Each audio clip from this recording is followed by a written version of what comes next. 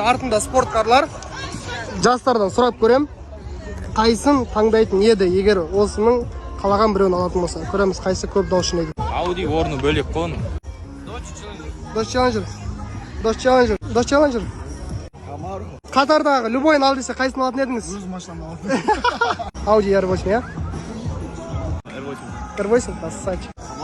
Ну честно, я патриот. Вот это мне очень нравится.